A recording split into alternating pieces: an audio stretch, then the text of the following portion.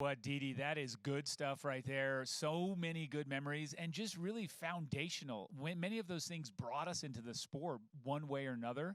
And looking at those and seeing the memories and seeing, oh, I don't know, 1982 and watching that famous, world famous, dare I say, infamous crawl of Julie Moss. I mean, that right there, it always brings a little emotion to me. But guess what?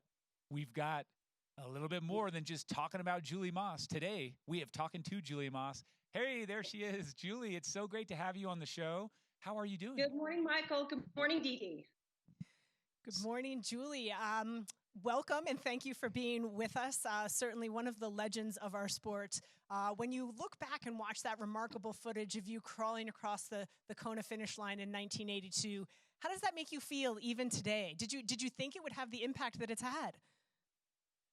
Well, pretty early on, I got a sense that it made a pretty big impact. You know, that just because as a non-competitive athlete, to find myself in the position of winning the Ironman and then to be kind of thrown into this professional lifestyle, that was life-changing, and I got it right away. But looking back on it now, I think about how much I got from that race, not just the idea that I could start a career, but that I really embodied anything as possible. It was life changing for me, and at a young age, to understand that we are capable of so much more than we think we are, and that sometimes we have to be completely broken down to find our strongest self.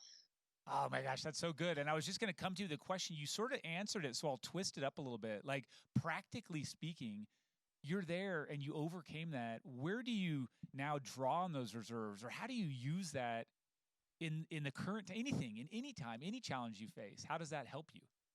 Well, I think you two both know very well that when you struggle to get to the finish line and you go through those valleys and those peaks, mostly it's the valleys that really educate you.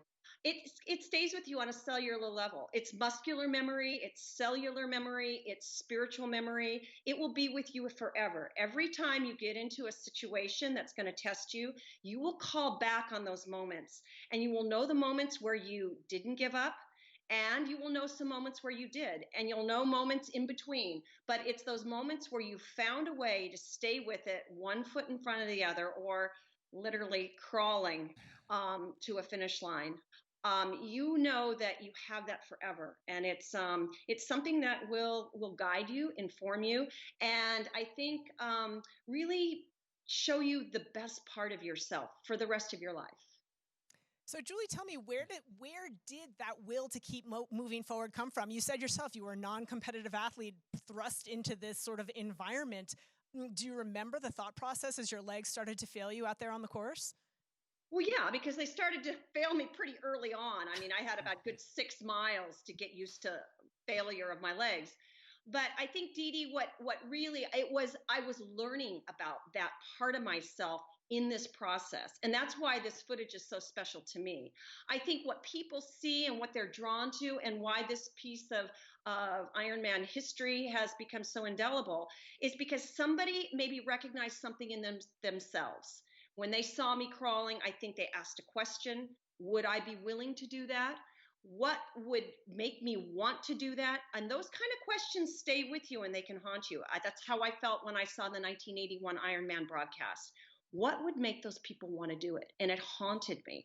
So that process of learning about myself and peeling back those layers and understanding that that existed in me, that will, that drive, I discovered that in probably the last 400 meters on Ali'i Drive.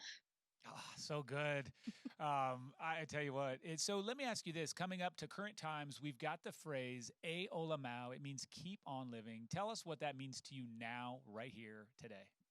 Right here, right now, as I want to extend my heartfelt feelings of oneness with the families who are suffering from COVID-19, who have lost family members to this disease.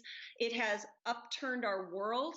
So keep on living means, to me, right here, right now, sending love to those people who are struggling, and to then keep finding a way in the midst of all this upheaval to live your best life every day. Oh, Julie, so great. Thank you so much for joining us, and thank you for literally years and years and years of inspiration. Such a positive attitude, and what a great way to start our Kona celebration week. Oh, I couldn't have been more pleased. And to our virtual community and to our old, regular folks out there, just enjoy this week. Let's come together, one Ohana, to be strong, to live well, and to just support one another, whether you're out there for 3 days or 17 hours, 7 days, just get after it and live your best life. Oh, so good, Julie. Thanks and big hugs. You take care, and thanks again. Nice.